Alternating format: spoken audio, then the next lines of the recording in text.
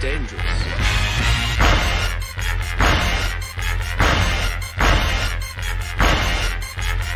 Bad feeling about this. You don't seem to understand something.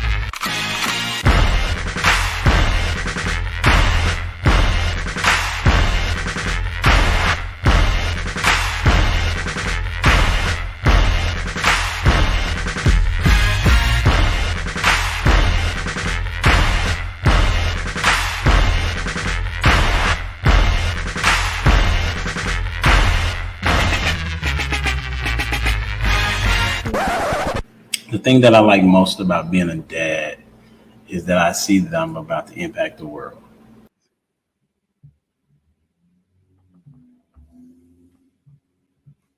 What's up? It's your boy Humble Dad back with another edition of Humble Dad Podcast. Got a great show for you tonight. Why?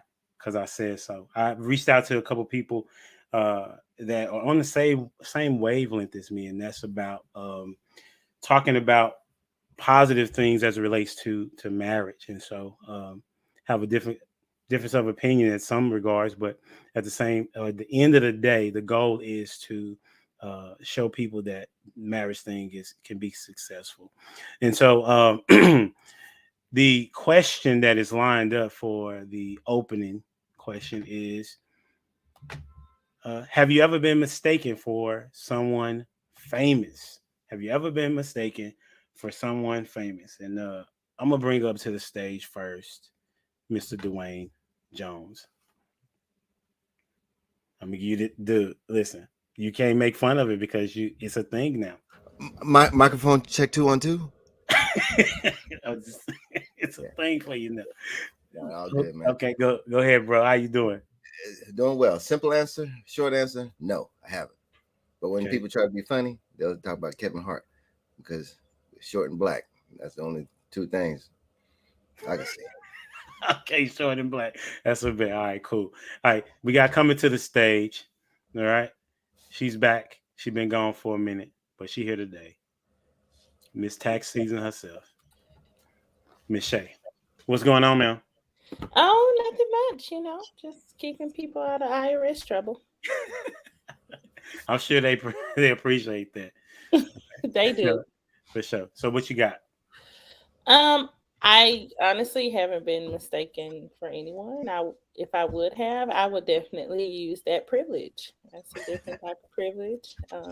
And I would use it if I was.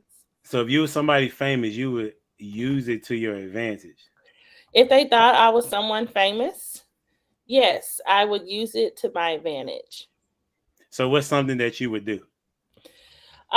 You know how the police officers can go in and get meals? I would use it to get in a meal. Okay. I would attend the finest, expensive parties within the stores, like, the high-end luxury. I would be at all the events and just mixing and mingling with the people who sound like you thought about this. Okay, I got you. I thought about it. Okay, yes. I got you. Free upgrades to hotels. Like Beyonce doesn't have to wait for check-in at 3 p.m. I'm using it as soon as I land. My room needs to be ready, That's a very cool. I got you. Hey, welcome to the stage, Mr. Prototype Dad. What's up, bro? Man, what's going on? I'm good. Thanks for being back, man. So for me, man, it's depends on what era we talking. I've been mistaken for like 3 main people throughout my life. So growing up, I was Mike Tyson all through the 90s. And then after that, I was like 98, I was like Fat Cameron. You know what I'm saying? Like Cameron Confessions of Fire, like, you know what I'm saying, when he came out back in 98. And then in my adult life and like college, I've been Fred Taylor since then. So really, those been my lookalikes. There was actually a time when like a dude stopped me. I was in Boston. A dude stopped me like, "Yo, you Fred Taylor? Like, I need your autograph." I'm like, "Bro, I'm not Fred." And he was like, "Yo, I'm just a fan. I get it if you don't want to tell me, but I just want your autograph." I'm like, "I'm not Fred, dog." So, so you didn't do like Shay and try to milk that baby. No. Sign autograph, take the picture. Come on, Prototype. All right, so we're gonna welcome to the stage none other than Mr. Quest. What's going on, sir? What's good, humble dad? What's happening? What's happening? Everybody. Good, So, funny story is back when I was in basic training, so super new booty to the army, you know what I'm saying? Well, they used to put us on pots and pans, right? So when we ever had kitchen patrol, they put us on pots and pans. And the non-commissioned officer that was in charge of pots and pans, this is like my first day, okay? I hadn't even got to basic training yet, really. They were like, man, you look like Dave Chappelle. We're going to call you Private Chappelle. And my name throughout all of basic training was Private Chappelle. So you can't tell now because I got hair and everything. But if I showed you pictures with no hair, you'd be like, and skinny me back when I was like 135, y'all be like, dang, yeah, that nigga look like Dave Chappelle. That was me. So you and Dwayne was the same weight? That what you saying? Yeah, except how tall are you, Dwayne? What you probably about 5'7", something like that? 5? 5'8". You seem kind of shorter, and you said Kevin Hart. So yeah. True story. I'd say 5'5" on the driver's license. The feel like it's 6'3" Saturdays. Yeah, 6'3". So I was 6'1" at, you know what I'm saying, 135. I was skin and bones, dog. Wow, that's what's up. All right, bet. Appreciate you sharing. Hey, welcome to the stage. We got somebody new in the building. We got 3 new ones in the building.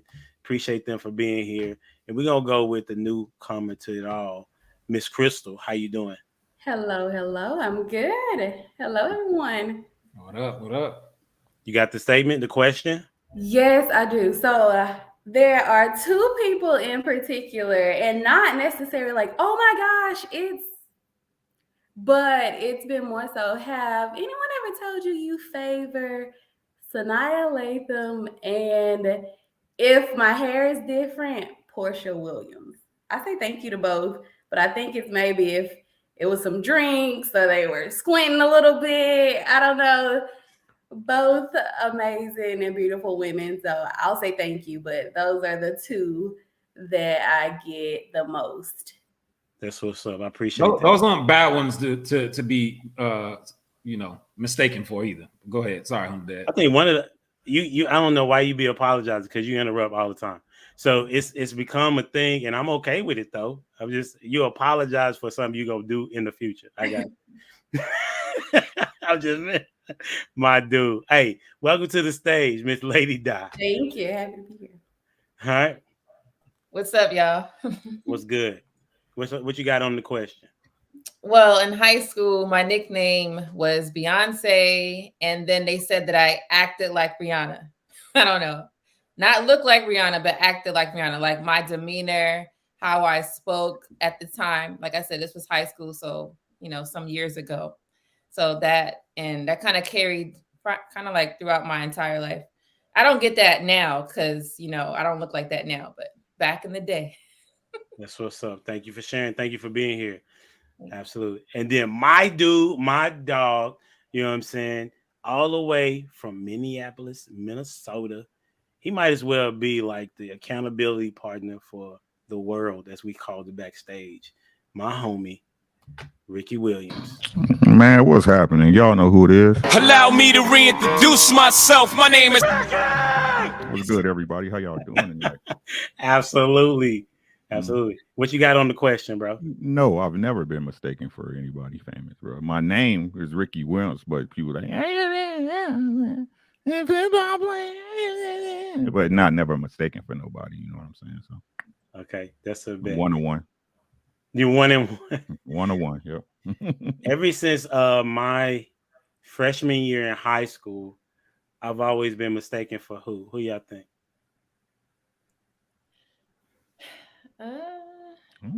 Chris Rock. Ladies. It was Emmitt Smith. I can see that. It was Emmitt Smith for a while. I can see that. Yeah. So Ricky then fell off. Okay. So he'll come back. There you go. So yeah, that's what it was for ever since 9th grade. And it typically was not with people like us. That's all I'm gonna say about that. Okay. All right. But to them, we all look alike. Everybody don't look like Emmitt Smith though. We all look alike. Yeah. All right. Cool. Hey, we're gonna get this party started, man. We're gonna start with the first question. What percentage of single friends versus married friends are okay in your relationship? What percentage of single friends versus married friends are okay in your relationship? And we'll start with Ricky. Percentage of single friends versus married friends. So it can be like a 40-60, 100-0, 0 to 100. 90-10. 90% married, 10% single. Okay. If I'm being real, I'm more like 95-5. You know what I'm saying? Like you should just you shouldn't hang around single people after you're married. They're bad for business. You know what I'm saying? Stay away from them. No, I believe in old friends. Like if you got an old friend that's been there with you from, in the mud, who am I? You know what I'm saying? I ain't talking about friends you had sex with. You know what I'm saying? I'm talking about friends you grew up with, your family. You know what I'm saying? People you knew, like I said, when you was knee high to a grasshopper, right? But no new friends. No new friends unless they're couples. No new friends. They just bring too much drama. I mean, really, they can't relate to anything that you got to tell them anyway as a single person, especially if they never been married and got nobody else that's counting on them or they need to count on. I just think it's a waste of effort, to be honest with you. But that's me, That's what's up. That's why we asked you. Who you got going next? You know who I'm going to go to? My ace. My man, my mellow. You know what I'm saying? That boy Q at the end. What's good with you, man? What you got on it, bro? What's good, my boy? So I'll be honest, man. Like, I don't think me and Rosie, my wife, I don't think we look at it like as percentage wise. I'll say we typically flock more towards married couples. We don't really hang out like that with a bunch of single people at all. You know what I'm saying? Like, I got homeboys that like may have been married at one point in time that's not married anymore, but I've known them for a little minute now. You see what I'm saying? So like, I got partners like that. But I'll be honest, like I don't really hang with a lot of like single dudes because they be on some single dude shit. You know what I mean? That ain't my speed. That ain't what I'm doing. As far as my wife, you'd have to know my wife. My wife don't really like females like that too much. Like she think y'all real kind of messy and shit. So unless y'all are married, typically my wife not really fucking with you. I'm just saying that's just how she been. She got like one or two homegirls that she known from the play yard, you know what I mean, the playground. But outside of that, she ain't fucking with nobody. No chicks that ain't married. It's just what it is.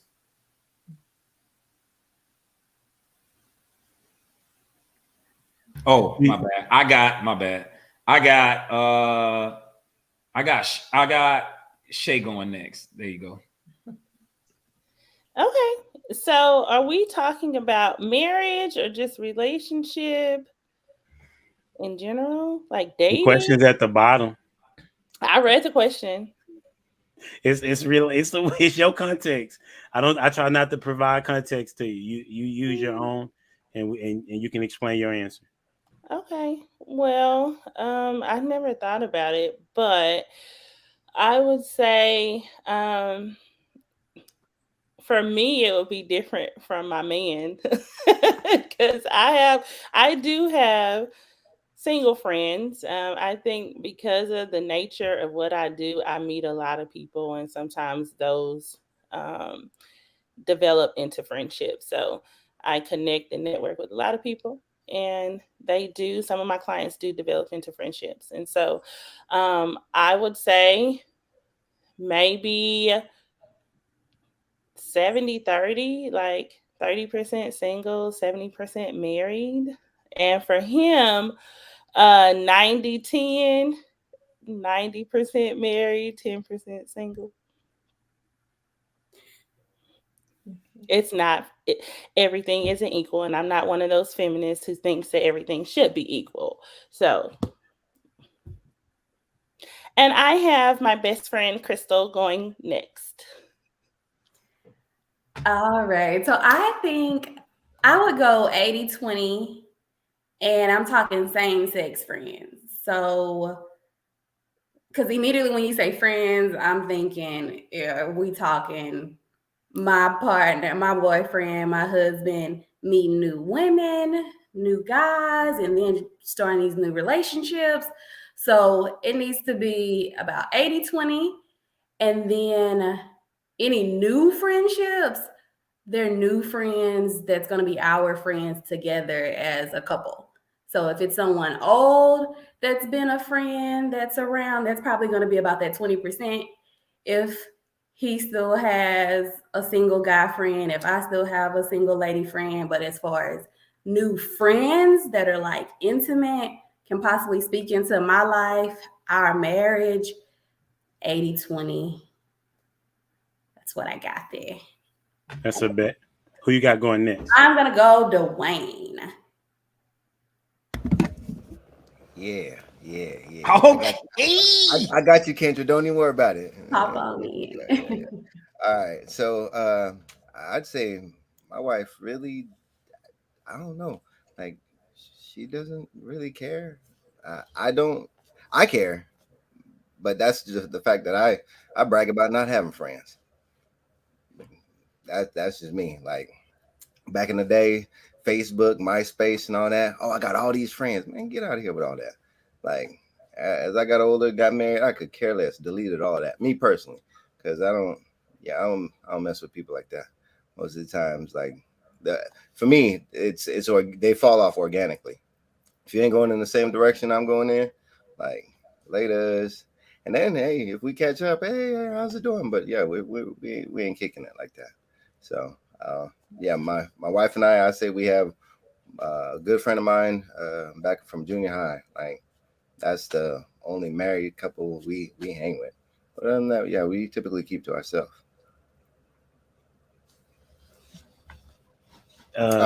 Let's go with Miss Lady. How do you say it on DY? Forgive my GED. Okay, forgive my GED. Lady Di. All right. Okay, so I agree with you with that. So at first I didn't care, like when it was just me and my husband, but boyfriend at the time, did not care because I'm all about, okay, who we gonna hook you up with? That was me.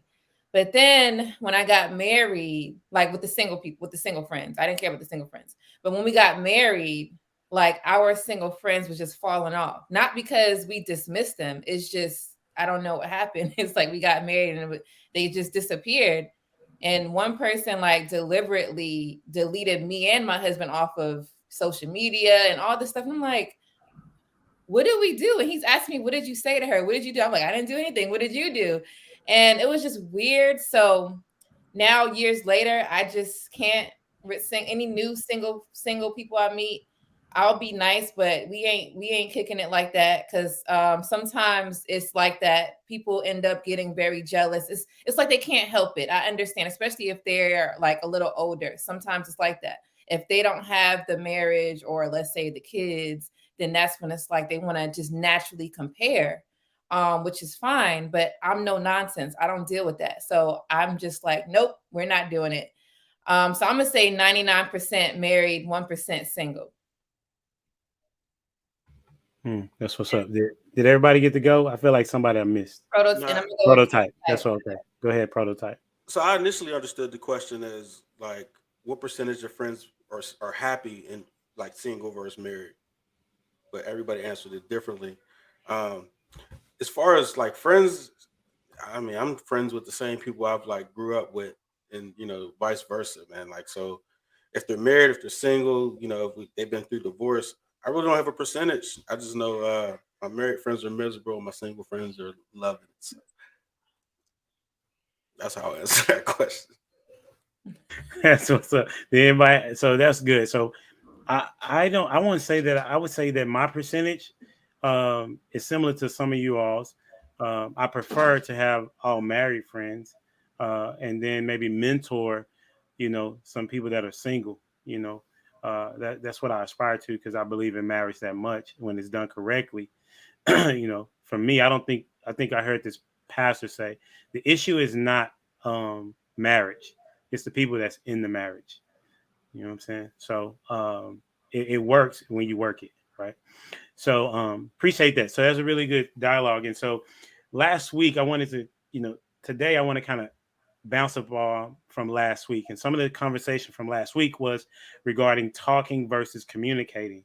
So as you all alluded to, you said that you had a particular percentage. Now, my question to you is that something that you say to your partner, or is that something that organically happens? So I'll say it again. Is it a situation where, okay, babe, you can't have single friends, well, we need to be having married friends? Like, how does that conversation happen? Is it a talk, or is it a different way of communicating? Does that make sense of my question? Yeah, that's just organic, like for my household, right? Like that's what I was saying earlier. Like my wife don't tend to, kick it with single women just because she know they be on single women ish, and especially now modern single women, like man, she ain't with that. And my wife was raised more traditional, like she ain't with this goofy shit these little girls be on, man. It's just organic. I don't have to be like, hey baby, like I don't want you fucking with too many of these single hoes out here. Just don't do it, bro. Like, you know what I mean? Like she don't be liking them anyways. And then with me, like I said, like I ain't never met no stranger. I always been an extrovert. I talk to people, I chop it, you know what I'm saying? But in my conversations with people and I start learning who's married and who ain't, I just naturally gravitate towards people that are married. It's just natural. My wife don't gotta come tell me you hanging out with too many of these single niggas. Like that ain't, you know what I'm saying? That ain't what she do. It's just it's an organic thing. That's what's up. I want to agree with that. It is organic and how it should happen. And I think it's all about knowing your partner too. Like you have to know your spouse. And for me, I found most women who don't like other women have had issues with women. Like I'm that woman who has a lot of friends on a lot. And people will even say, even my best friends, they're like, you can't add another friend to this mix. But I haven't had issues with women. So I tend to have very strong and valuable relationships with both married and single women that don't interfere with the direction that I'm going in. When you answered and you said that it was more 90%, if correct me if I'm wrong, by the way, too, it was more 90% of your friends were single and 10% were married. Is that correct? No, I said for him. No, for you, I was talking about, my bad. Oh, mine was 70-30. So 30% of my friends single, 70% married. Okay, got you. My bad. Misheard. No problem. Yeah, I think I ain't gonna lie to y'all. Like at first, you know what I'm saying? It was like I tell my wife about her friends and she ain't believe me. You know what I'm saying? They were like that when she too quiet, bro. She sneaky, dog. You know what I'm saying? Watch out for her. You know what I'm saying? She's like, you don't know what you're talking about. That's my friend. I'm like, she your friend, all right. You know what I'm saying? Like then it'll come up, 2 months down the line. You know how y'all be having bad talk. You talk about the day you about to lay down. That girl was no shit. You always telling me about these hoes and I don't be listening. Right. So now at this point, like we 20 years in, right? So it's like if it's a chick she grew with, you know what I'm saying? She'll put her through the test at first, in a week or two, she knows. She be like, nope, she out of here. She gone. She out of here. You know what I'm saying? So it's like Quest said, now it's just organic, right? If she don't vibe with her and she ain't moving a certain way or she sees certain signs, she cut that shit off. She be like, I can't even rock with you like that. So like I said, at this point, it's not a communication. It's just an understanding she has and I have. You know what I'm saying? Me, I don't like having a bunch of friends, and Quest know this. You know what I'm saying? Because I expect a lot from my friends because I know the way my friends can count on me. You know what I'm saying? So if you don't rock with me like that, if I can't pick up the phone and call you, or you don't call me, HD know what it is. You know what I'm saying? Like there ain't no need for us to talk. Don't text me. Pick up the phone. You know what I'm saying? Because I understand, like, hey, you need me to come see you. You know what I'm saying? I'll make that trip for you out of town. You know what I'm saying? Like, you ain't got to be the one to do it. You know what I'm saying? So man, so I kind of roll solo dolo when it come to dudes. You know what I'm saying? But the friends I had, like the friends I got, are from childhood. You know what I'm saying? I'm talking about sophomore year in high school, stuff like that. So yeah.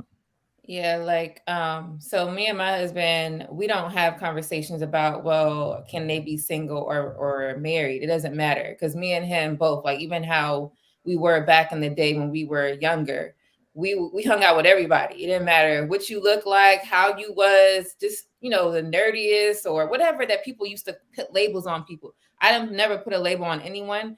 I like you for who you are, and I kept it moving. It's just, you know, as you get older, you just see a lot of foolishness, and I literally dismiss myself from people. It's not so much they dismissing them from me, which, you know, that could happen too from the things I mentioned earlier, but it's just mostly like, I don't want to deal with nonsense. I see that you like drama. I'm not going to be stuck in high school with you. So we're just not going to be cool anymore. But if I seen you, that's what's up. But yeah, it's organic, no conversation. I don't want to, you know, say, well, we can't be friends with this person. We study people. So we see how they move, how they act. You know, sometimes it could be a test, you know, because you have to test people these days. I don't care how it turns out, because you're not going to come in my life and think you're about to destroy something. It ain't happening. I'm going to see you before you come. And that's how we move. Now, my husband is a little nicer, so he might not notice right away. But see, that's why there's the balance. You got me, and I'm going to be like, nah, I don't know about that one. I don't know about that one. I don't know about that one. And most of the times I'm right. And he'd be like, damn, you said it. You said that. And I was like, yeah, you got to pay attention, because sneaky people are just, they sneaky. People that have your interest at the lowest, they show themselves. You just have to listen to the conversation. They're going to say it within the conversation. You just have to understand what they're actually saying instead of thinking that they're being genuine. Because most of the time, people that's genuine sometimes are the worst ones. They'll come and get you when you're not even looking. And, you know, that's just speaking from experience. So I learned early. Now I just don't play those games. So I just like to protect my household and our peace, because I like to protect my husband's peace. And so I make sure I keep that within the whole realm of the whole house. It's a lot of us. We got a whole bunch of kids and everything. So you ain't coming in here destroying nothing. I'm good. But I do love helping as well. So I would never shy away from a single person. It's no personal attack. But you know, if you come for me, you gotta leave. So I mean, it's for me. It's, you want to go, Crystal? You go. Yeah, sure. Thank you. So for me, immediately with us saying the word friend, I think vulnerability, I think transparency, I think time, energy, like really relationship building. I value depth in my relationships, and those things alone take time. So a new person just coming in with me as a single person or to my relationship, exactly what you were speaking to as well, Lady Di, is paying attention to that person, whether they're single or married. You're going to show your true colors if you really spend time with someone.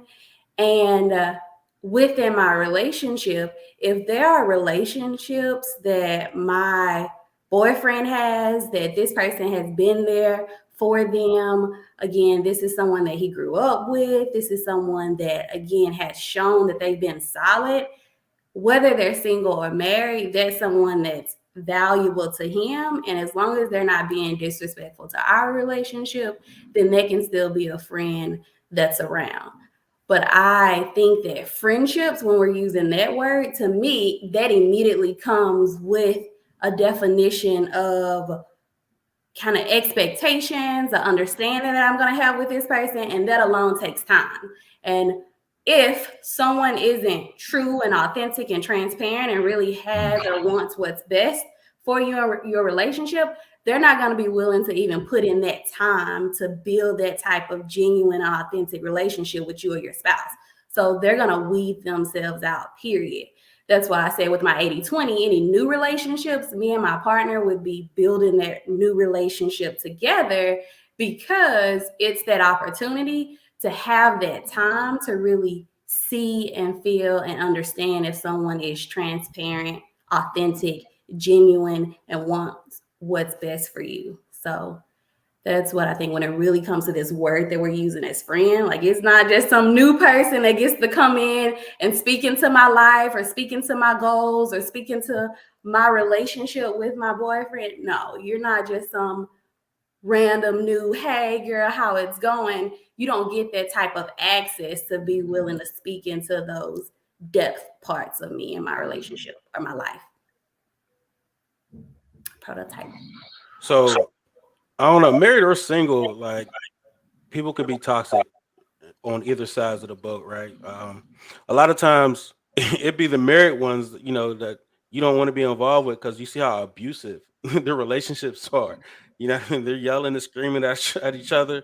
They doing all types of wild stuff. They don't talk to each other right. You know what I mean? It's just like a lot of the married couples be disgruntled, man. So, I mean, I tend to hang out with more single people, to be honest, because the married people be so dysfunctional, and I don't function the way they do. So, I mean, you just got to be careful about who you let around. But I mean, it's positivity all the way around for me. So if you're not a positive person, married or single, that's all that really matter. But sometimes, in my experience, the married couples, man, we tend to stay away from because they be on some other ish, man. It's craziness. Yeah, that's an interesting one. I enjoy people. But I enjoy the relationship with my wife more. So from the standpoint, whenever I hear people talk about best friends, I'm like, you're hurting other people's feelings, right? Because they all want that spot. But my list of friends, it's not just friends, it's like best friends. And it's in this instance of me being selfish. Like, I know that they desire my best interest, because if not, they don't make the list. For me, they don't make the list. And then not only that, like, I believe the way that my wife and I see time is we ain't got time for that. And if as for like single friends, because we care more about our family. So whenever it comes to that, like we don't get out much and go hang out with friends like that. If anything, it's like we're doing things as a pack. Like this panel right here, like how we see, like that's how it would be with married couples, like where we could bounce things off of each other. So prototype, as you're saying, like as for miserable, yeah, it can be, but then having a sounding board with other people, like, hey, am I tripping? Like whenever it comes to marriage, like sometimes you got to ask that question, like, hey, am I tripping? Like, and like talking to your guy friends that are married that are going through the same things, like we're going through this together. And it's one of those things where I need like the best advice. I need somebody to be honest with me, real with me. Like, hey, you tripping. And that's how I see it. And the only people that I don't see it as how single people can really too much speak into my life, because either you haven't been married or you have been married and something didn't work out. To be honest, my single friends keep me more accountable than my married friends. Ain't none of them got nothing to say about my relationship. Shut up. You ain't got nothing to say about nothing over here. You know what I'm saying? I don't need your advice. I don't need your input. No. You know what I'm saying? You a friend. Be that. Stay over there. Chill out. You know what I'm saying? Ain't got nothing to do with my business. I don't talk marriage stuff to my friends because they ain't got nothing to do with what's going on over here. Right. And the biggest things, like I said, is me, like, I understand, and shout out who said access earlier, right? I don't allow everybody access to me. You know what I'm saying? And I think that's a problem that a lot of people have, that they don't know how to stop people in their tracks. Like, you know what I'm saying? Nah, we friends. No, we not. You know what I'm saying? So I'm like, you my friend. No, I ain't. We not friends. You know what I'm saying? We associates. I associate with you. I know you. You know what I'm saying? But yeah, I don't share stuff like that's what I don't have to bounce nothing. And this ain't no disrespect to Dwayne. I don't have to bounce nothing because I know the difference between right and wrong. You know what I'm saying? Again, I just believe in it, especially when it comes to your mate, your wife, the person you chose to lay down with, that's gonna have that headstone next to you at the end of the day, right? You got to set that ego down, right? If it's bad enough to be a problem, it's a problem that needs to be solved, right? And then at the end of the day, it's gonna be solved between you two. So, hey Rick, so that level of discernment that you have, that's a gift. Everybody don't have that. A lot of us are like first times at this, didn't have like, we single parent home kind of people. So we all flying, like we all just kind of guessing and winging this thing. But so everybody is though. You see what I'm saying? That's what I'm saying. If you have that, right. If you have that level of discernment, that's a gift. Because like sometimes people can't function without an idea of, we taking the Huxtables as an idea. No, you know what I'm saying? So no, what I'm saying is this, right? And I hear what you're saying, right? But to me, that's an excuse. You see what I'm saying? To me, that's an excuse. Now, and again, this ain't attacking it, but the reason can be the excuse as well. You see what I'm saying? The excuse can be the reason, right? But what I'm saying is, at the end of the day, right? People, The truth of the matter is that the reason why people go to other people is because you don't trust your own judgment. I was going to say confidence. Right. That's just the truth of the matter, right? What's going on. So to use Dwayne example, right? And again, not to pick on nobody, right? But to use his example, right? You going to ask somebody because you're not sure of yourself and how that information is relating to you, right? And what I do is when it comes to my wife at this point in my life, I put the best intents forward. You know what I'm saying? So if I'm looking at it and it look weird to me, it's weird. You know what I'm saying? But if it's not, it's not. But when dealing with her, I always look for the best intentions for both of us. So even if I am tripping, I'll be like, nah, this my boo-boo. You know what I'm saying? Boom, boom, boom. Now, if it's a mistake I got to learn from, that's a mistake I got to learn from, right? But it's still my wife, and she's my priority number one, right? So it doesn't matter what it looks like or anybody else think about it. All that matters, and this to all y'all, your marriage, it doesn't matter what it looked like to nobody. The only people it matter what it looked like to is y'all. That's it. I don't give a damn if the world against me and mine. I don't care. This me and her. Right? So again, if you use that as a guideline, I think you will get to the place you want to be a lot faster. You know what I'm saying? But I know you prototype at the end of the day, you about your family, bro. So as long as that's the number one plan, that's your discernment right there. Ain't nothing else needed. So Ricky, where is go ahead. Just to his point, to go off of that, like at one point, at least for me being a lady, I had a little issue with that at first. And it was like, I always had to, okay, well, what does, let's say, my mother think, right? And I was chasing kind of like her responses and her way of doing things. And I realized that it was kind of destroying my relationship. So when that happened to me, because not that she had terrible insight, it's just that she doesn't know my husband like I know my husband. So I should know what I can do in my relationship as far as my husband goes. She can never do that because we don't even live in the same space.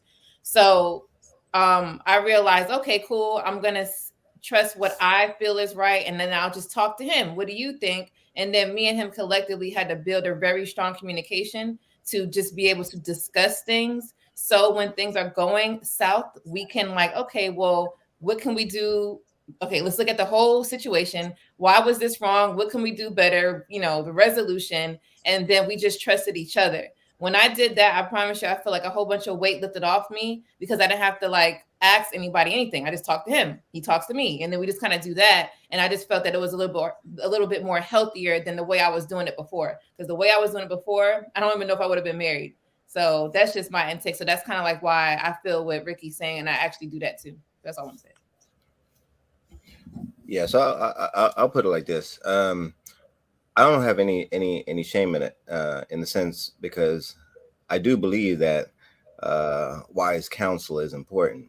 And from a marriage standpoint, whenever you do have people that, let's say, had it modeled better, let's say like they grew up in a home where they had both their parents, and they are actually doing what you are inspiring to do. There's certain things that you pick up whenever you come from a structured home versus a broken home that makes marriage easier whenever you bring that together. So I remember someone had the criteria that one of the criteria for dating, the person he was seeking had to be from a healthy home where there was both parents.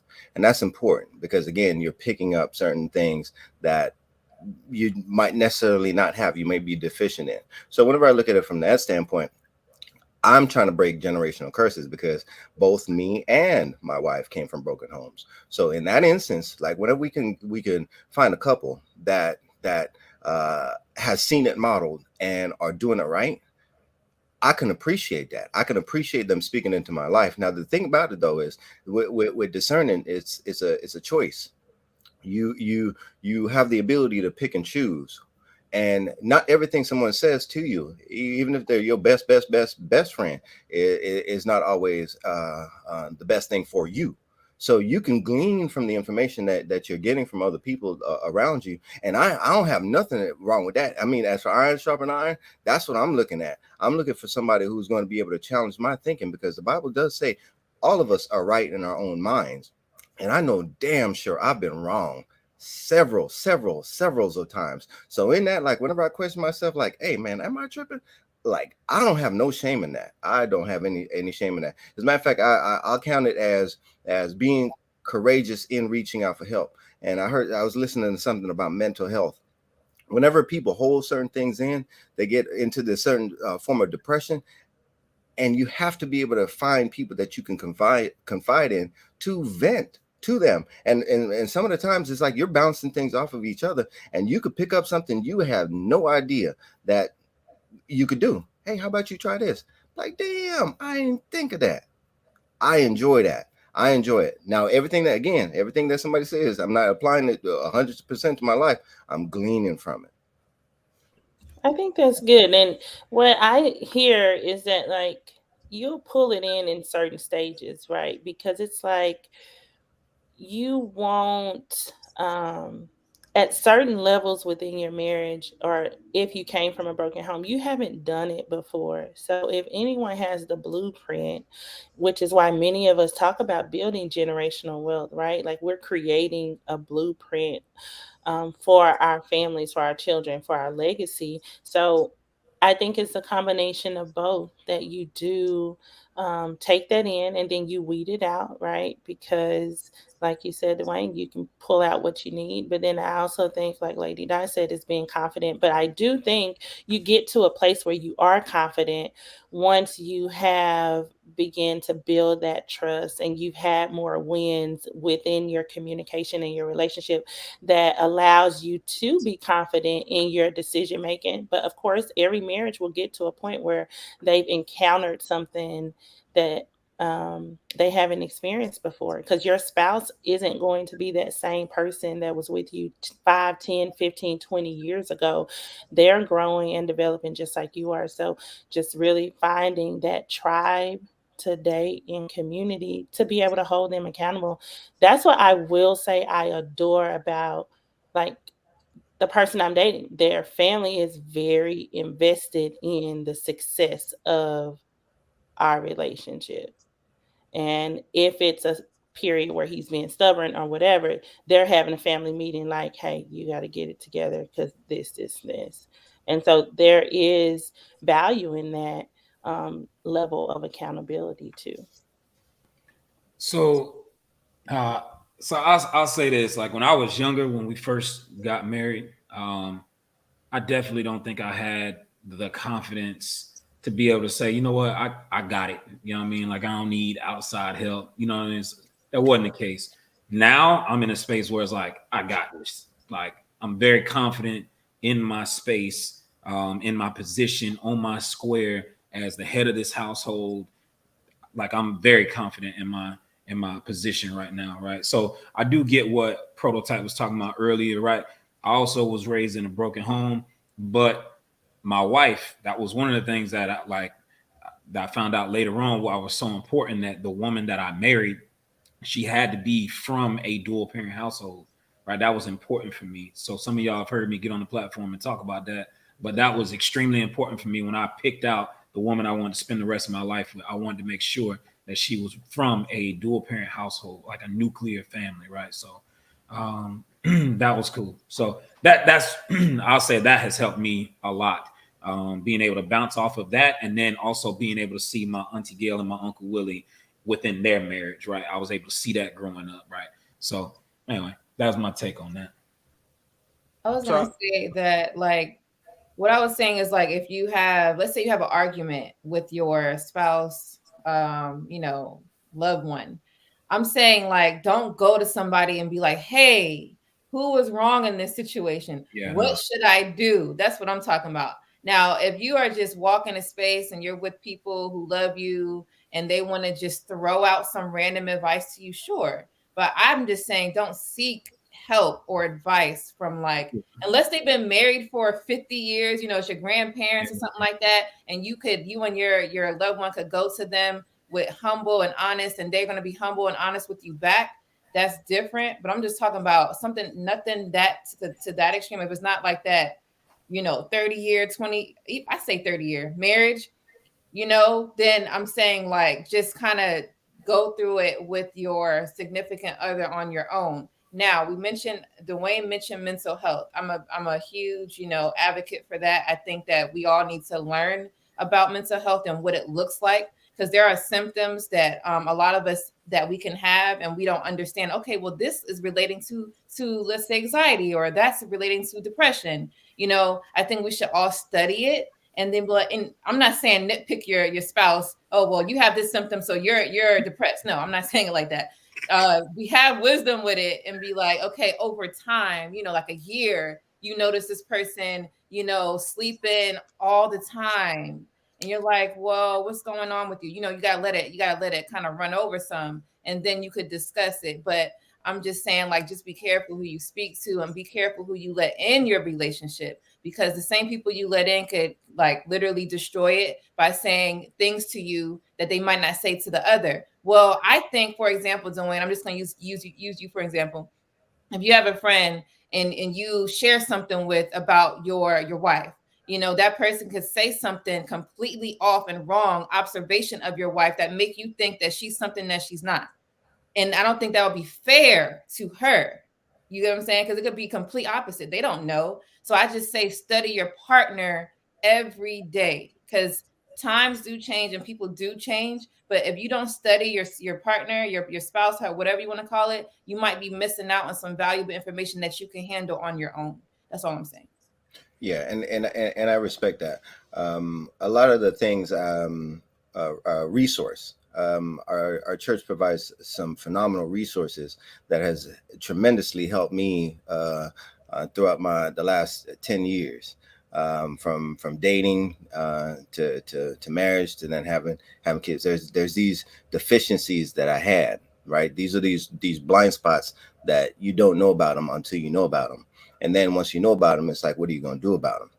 So in that, like, there's a lot of things, you could go off and you could do on your own, but at a point in time, you need a teacher, like someone who's willing to learn you something. And in that, like, I've had as for our church, tremendous resource. My wife and I, we went through through premarital counseling before we got married, through the church, and then we went to 2 16 weeks courses for our marriage, and the resources in there is phenomenal. Like, because again, like from what I saw modeled for me, like, I didn't see it modeled right. So what does right look like? Like, from a percentage standpoint, what do we see in culture? What do we see in all these things? Like, where do we see it modeled right if we haven't seen it modeled in our lives? So being able to then surround yourself with people who have seen it modeled and desires to see the institution of marriage thrive, not just survive, I mean, like, thrive. That's where I would like to surround myself with. And I'll even give a shout out to Bernie and Alicia who teaches our marriage class. Like, I could call them and be like, hey, this is a situation that came up. And like I was saying earlier though, Miss Lady, I will not share something in malintent or negative or derogatory about my wife. Like, because if I do, I'm opening myself up for somebody to do that to her, right? So from the start, like, I'm going to I'm talking about me. And one of the things about a marriage class is stay in your hula hoop. That's what they say. Stay in your hula hoop. Like, don't go off talking about what they did. Well, typically address what you did, right? And that's one of the things. Like, I don't want to. The only reason an argument would happen is if I'm involved in it. If not, she ain't gonna be arguing with herself. I ain't gonna be arguing with myself. So in that, whenever we do have these disagreements or whatever, and I could be like, hey man, like, this is how I thought about it. And am I tripping? And I don't see any fault in getting feedback from people who want to pour into your life. And again, that goes through that process of vetting. Like, you have to vet your friends. Like, you can't get this close. Like, you have to have your credentials. You have to have a good credit history in the sense of credibility as a friend. Like, if you can't mess around and your credit score as a friend is a 500, like, no, you got to be in the 800 high in order to be close to me. So in that, like, and even based on the advice that is given to me as well, there's quality to that. So if I'm getting quality advice where I'm like, man, you know what? That's good. I see us being prideful. I could approach that differently. I could deal with that because it's like, hey, you could do better, and somebody want to make me do better, man. I could appreciate that.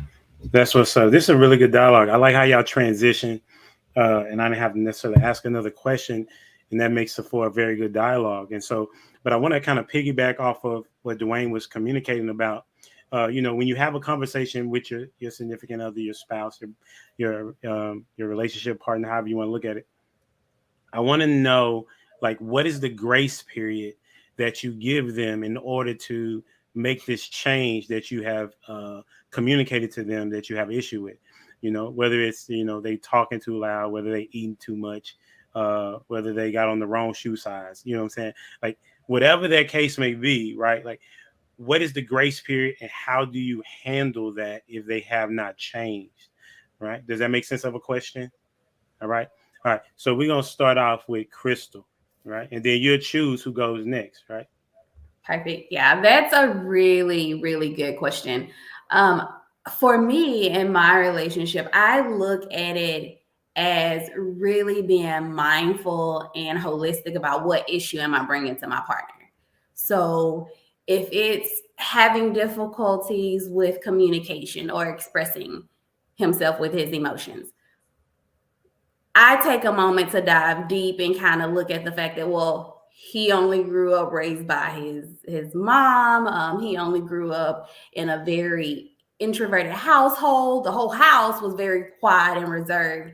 So me, very expressive with my emotions. I will talk about any topic under the sun for an hour, 2 hours, however long we need to talk about it to get to a resolution. I find myself making sure that first I'm clearly communicating with him. Hey, this is why it's important for me for you to share, communicate with me in this way. What are the steps that we can take to collaborate and for both of us to get there? I think that when you're really working on a quality relationship, again, working on that vulnerability, working on that intentionality, that there is a time component that's attached to it. And first, you have to be open to allowing yourself to look in the mirror to realize that I'm not perfect and I'm probably not meeting every single need or expectation that this person has and desires of me. So am I willing to journey in this direction to change things, to grow in who I am, and allow a space where this person, my partner, can also grow in who he is? So I think when it comes to those core things about how I grew up with divorced parents, with domestic abuse and violence, things like that, that's going to come with me having to really navigate through to express myself and to make sure that he understands where I'm coming from and where I'm willing to change and grow. And then in return, I offer that same grace there. Now, of course, if it's something little, then I think personally I have like timelines and things like that as it relates to where are we going in the direction of our relationship. I think as a woman, I look to my person to have that leadership component, to take initiative, to go ahead and be that influence of change. But I think it really is not something that's black and white. It's a lot of gray with being willing to just partner with someone to say, hey, let me first take the time to see where you are, why you're there, and let's journey this together. If my goal is to, again, have that nuclear family, have a marriage that lasts, and not just a happy wedding day, but a relationship and a marriage that's healthy, then I want to journey with that person and really understand how I can be that supporter that encourages them to want to make that positive change, and how I can open myself up to change positively as well. So that's my tad bit. And I'm going to go with Quest next. So this question kind of throws me a little bit, but I guess the thing that I can think closely to that we've done in the past is, like I mentioned last week on the show, that we used to do this thing like a little report card thing, right, where we would give some time you know, we mention what our grievances were for this period, and then we'll let like, you know, 3-4 months go by, maybe 3 months go by, and then we'll come back and if it's something I threw out there, like I don't like how you scratch your ass when you wake up in the morning, you be scratching your ass all in my face, you know what I'm saying? Like if I don't like that, I want to see after I told her that, is she's still scratching that ass the same type way and she ain't changed nothing, you know what I mean? Or is she actively, she wake up and she go, you know what? He said he ain't like how I would, you know what I'm saying? So like that's one of them ways that I give grace to, like so long as I see that there's like an honest effort. But if I don't see that there's an honest effort to change something or, you know, address something within that I brought to you or whatever, like, come on, man, we got a problem. That grace period I would suggest is probably just a couple weeks because I don't think it should take that long. But if it's something you've been growing up doing, like, for example, you grew up all your life going some shit like that, right? That's not. Hey, look, my wife don't do no shit like that, but I'm just saying, bro. I had to do that before, bro. Like this. That's the thing. Okay, so you grew up doing that, right? Your entire life, but you with your spouse now, and he don't want to hear that shit. You know what I'm saying? We give you, you know, multiple weeks. You know, I give you some grace. I give you a little bit longer. You know, it's something you've been doing all your life. But if it's something that's not that serious, you know what I mean? Like, come on, man, just put forth the energy, the effort. You know what I'm saying? So, yeah, I'm gonna go to my dog, Ricky. Hey, no, man, I agree. Hey, I shout out to my boy Q. He said what I was gonna say, man. Me, I'm not trying to change what makes my wife her. You know what I'm saying? So that's not the question, right? I've been married for 20. It'll be 23 years this year, y'all. So I got a little legs on some of y'all, right? But wait. Let that breathe, please. Let that breathe, please. But let that breathe, please. You know what I'm saying? This is what I live by. If it's big enough to bring up, it's a big enough problem to fix. It's just that simple, right? If she bring up, hey, you know what? I don't appreciate you leaving the dishes in the sink. That's a problem. Fix it. Right? So what time frame? Immediate. You grown. Right? We ain't talking to no kids. Well, I don't feel like it. Okay. I don't feel like paying his mortgage. I don't feel like paying these bills. Right? I tell her, she's like, I don't feel like cooking. You see what I'm saying? Like, it's immediate. Hey, Quest, know what I say. We solve problems. We don't make them. Right? So we supposed to be growing in these things, man. That's the whole thing. Like, everybody want to use excuses of why you don't want to work on your marriage or why you don't want to work on you. Nah, if it's not something in the core of you that doesn't change, but that shouldn't be a bad thing anyway, right? Hold up. Did you hear what I said? That shouldn't be a bad thing anyway, right? So you shouldn't be asking your partner to change. That's your partner. I tell you, I love my old lady for what she is and what she ain't. Right? So the stuff that's a nag, it should happen immediately, or when we get back from vacation, or when we get back from our vacation, or whatever, right? But it's gonna get handled because we understand the synergy we got. It. We need each other to work this thing out. So I think most problems could be I ain't gonna even say problems, they're issues. Issues can be handled immediately if both people cared the way they say they care. So, and I got Proto. He said you look like Roy Jones Jr. So that's the third person. So look, man, I'm gonna kind of piggyback off of what you just said, bro. It should be instant, and if a person's not changing instantly, then either they're disrespecting what you brought to the table, or maybe there's like some underlying issue that they just don't agree with. So they might agree with it for a minute, but then resort back. That's the biggest thing I've noticed is like you'll bring something up and a person will change for so long. And then after some time, we'll go back to, you know what I'm saying? Like, oh, like the coast is clear. Let me go back to what you don't like. You know what I'm saying? After, so you be fooled and it kind of, you know, get you in that report card, right? If you're doing a report card system, they'll be like, all right, I'm gonna pass the report card this quarter, but that next quarter, I'm right back to scratching that ass. However, I'm scratching it. Like, you know what I'm saying? So that's one thing you got to kind of be aware of. is they're not fooling you, and if they, you know what I'm saying, or y'all have the bottom line of whatever the issue is understood, and that's the only thing that's going to cause the permanent change. But the change should be instant. So my bad. Were you done? Yeah, I was done. So my only pushback is if there's a habit, it can't be instant. So like I was saying, where you got the thing in your ear, or like, you know what I mean, you can go on my IG and see where I said like I'm gonna stop calling Black people that I think that are contributors to society, they doing right by our people. I'm gonna stop calling them niggas, but I'm gonna continue to call niggas. Do you know how many times I done called my homeboy nigga since that? No, I get it. I get what you're saying. Hard, you know what I'm saying? Like it's hard. You can't just do it instantly all the time, depending on what that thing is. It depends. It depends on what it is. I mean, right? Something like that. Okay, yeah. The little, I can't make that noise you made, but something like that. You know, I get it. You know, if it's just a habit that they just, you know what I mean, somebody like that sucked their thumb and been sucking their thumb since the beginning of time, something weird like that. I get it. But as far as bringing up issues that y'all having just in a relationship, like, you know what I mean? Like maybe you don't like the way she like snap her teeth, or, you know what I'm saying, respond when you say something. You're like, oh, I don't like that little attitude thing that you got going. You know what I'm saying? Yeah. We not moving forward like that.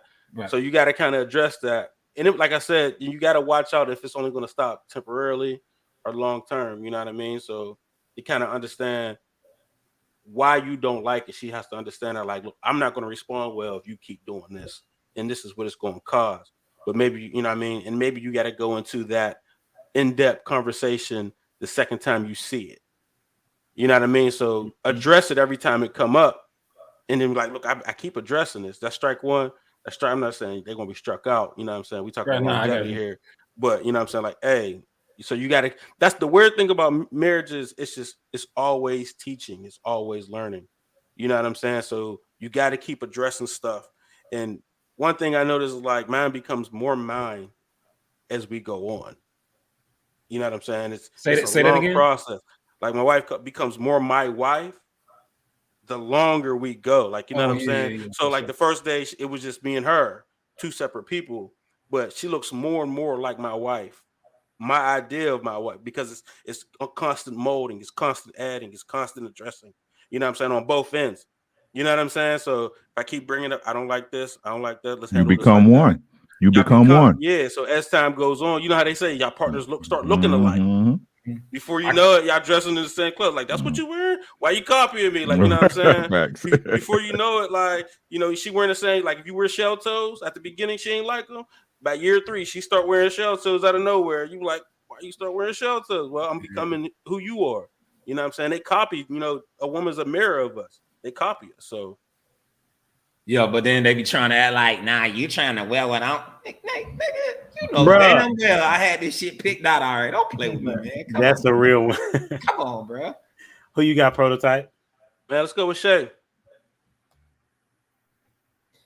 I'll say I agree with what everyone has said for the most part. How I address things, and I had to learn this. Really being intentional about the things that I do address, not bringing every single little thing to him, because no one is perfect, and I'm not perfect. But that's coming from a perfectionist, the accountant in me that likes to see the I's and the T's. So there was a lot of self-reflection that I had to do first in regards to the types of things that I'm bringing to the table or complaining about. And then I'm very graceful in my approach. I think I'm just evaluating, is that desire there? Is that intention there to change whatever I brought to the table? And then give time for that transformation. You know, like I wish it was immediate. That probably would solve a lot of things, to where it's like, okay, I woke up and I don't do it no more. Voila, it's fixed. We don't have to talk about it again, but it don't always happen that way. So you do have to extend,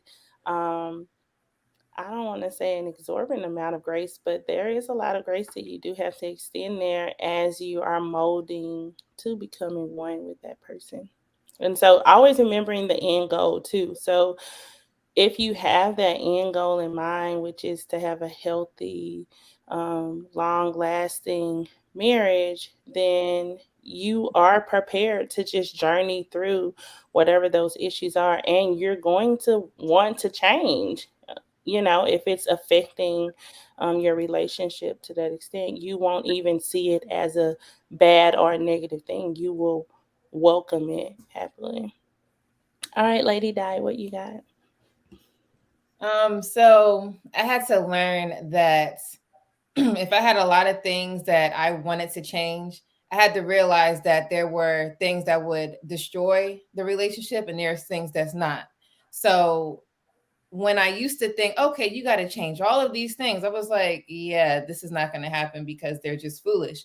That just came with maturity. So I do want to say, be mindful of the things that you want someone to change. Like if it's not going to hinder your marriage, then don't even bring it up. You could hint it throughout the marriage, but not like it's a problem.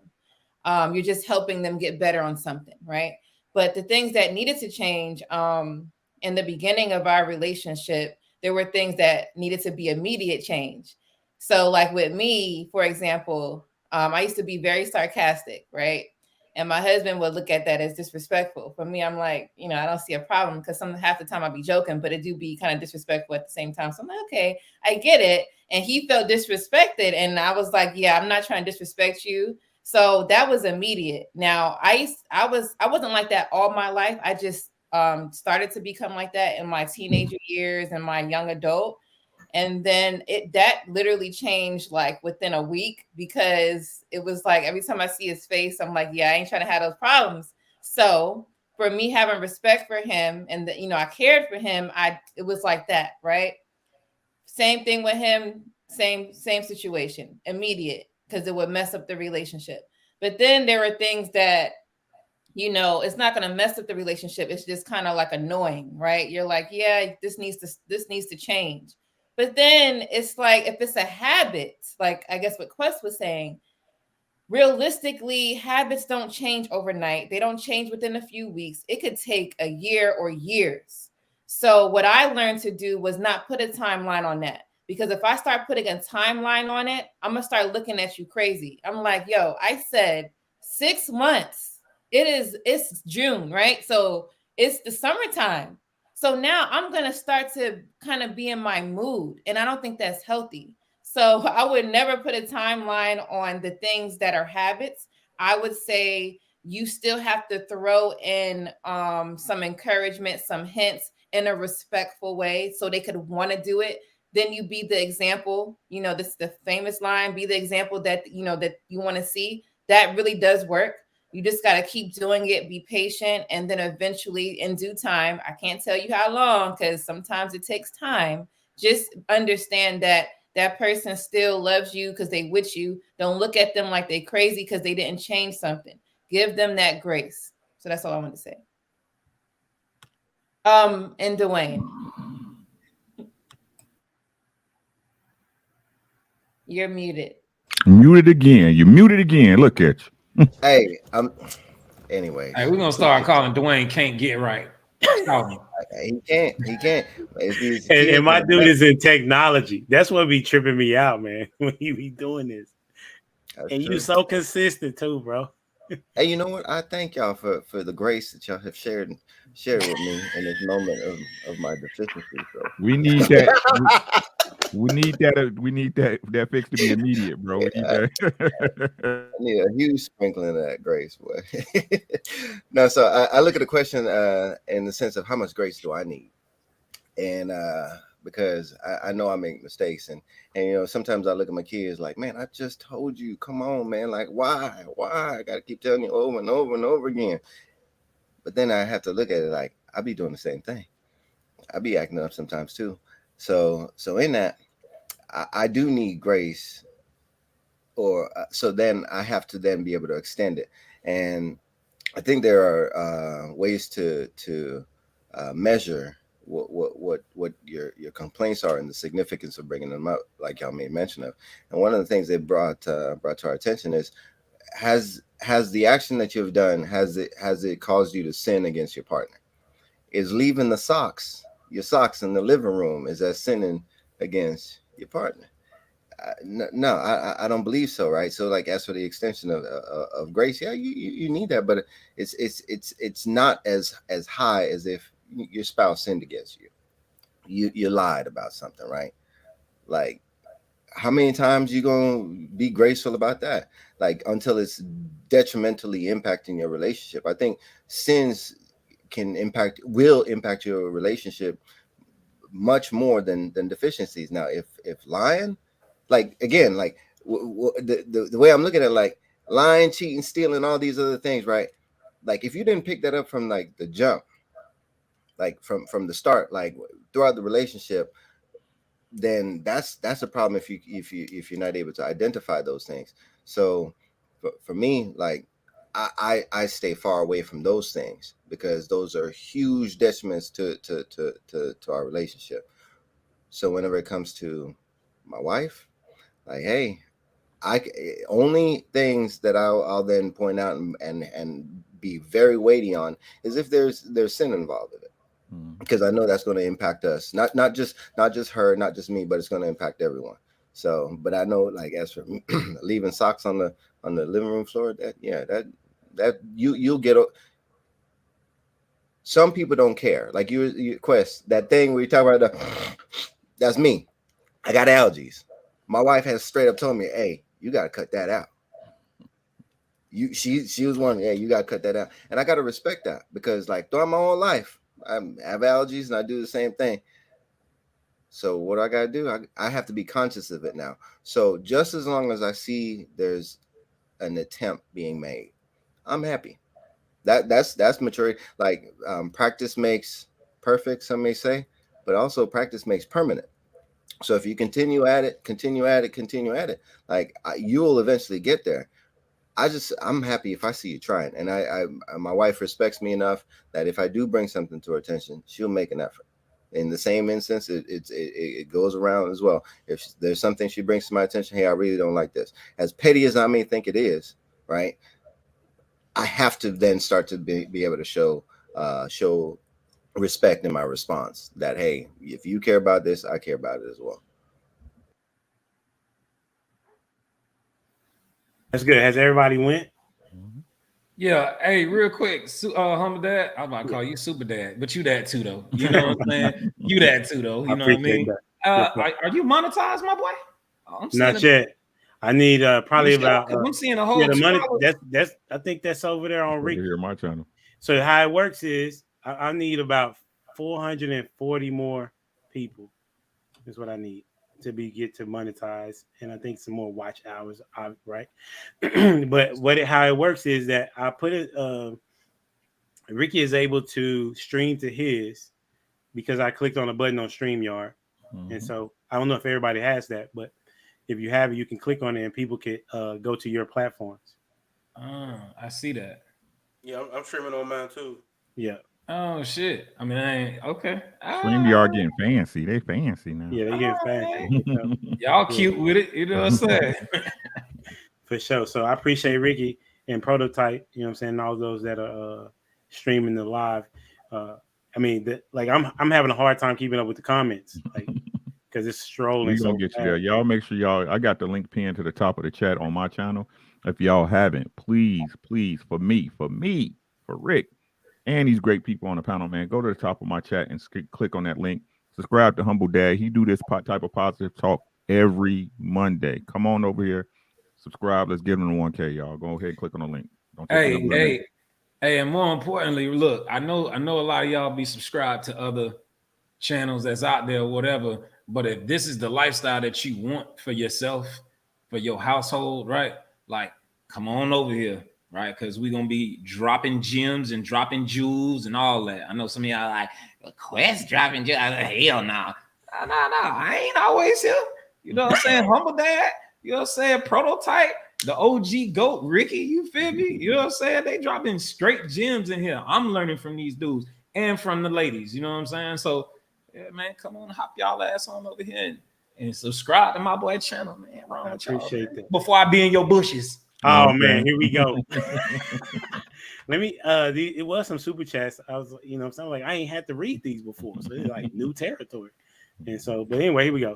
There is the accountability partner, $5. Appreciate that over there. It says, no offense, I thought Prototype was Roy Jones Jr. Y'all must have forgot. You know what I'm saying? And then back at it again for $5. He said, we speak of solutions. This is the solution. Married folk talking positively about marriage. Yeah, that's what's up. So that's the goal. And even if you're not married, you know what I'm saying, you've been in a relationship, you should know what it takes, even if you would say failed at it, right? However you want to look at that word, right? You should be able to learn from the things that you've done right as well as things you've done wrong. Marcus Evans said, what up, good people? Let's go, What Marcus. up? And Marcus Evans also says, great conversation tonight. All right. So shout out to those that have the super chats. All right, bet. All right. So I think we got about maybe 2 more questions. I try to go at the flow of the panel, and y'all did a really good job. Like, it's impressive to me because sometimes people don't know how to flow with a conversation, right? But I like that you all are able to kind of piggyback off of each other, as well as be able to give your take on a particular subject matter, and that's where it grows.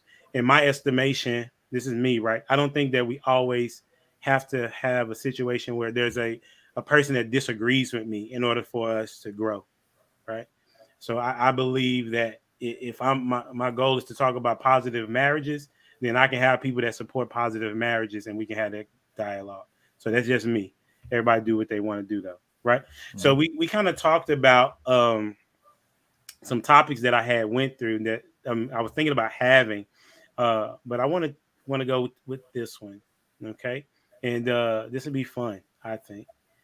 How do kids impact your sex life? I'll start it off. How do kids impact your sex life? Well, I'll just go ahead and start it right on off. And you don't have to call on nobody. Whoever want to speak on it can. So, I got a 2-year-old back here. Yeah. You know what I'm saying? He just turned 2. Shout out to Baby Quest. You know what I mean? He be in the way. Okay. Multiple times we in there trying to get our cut on, you know what I'm saying? And sleep, what are you doing? Like it's often. It's often. He definitely be hating on your boy. How do kids impact our sex life? Yeah, nah. He won't go to sleep when we need him to go to sleep. Those will be the nights where he's like, he done his second wind. Just doing shit that he don't normally do. Like, bro, you supposed to be knocked out right now. You ain't napped all day. Intentionally. So you could be asleep right now. Nope, second wind, climbing on the walls, like just tearing the paint off of everything. Like, yes, this is regular. I agree.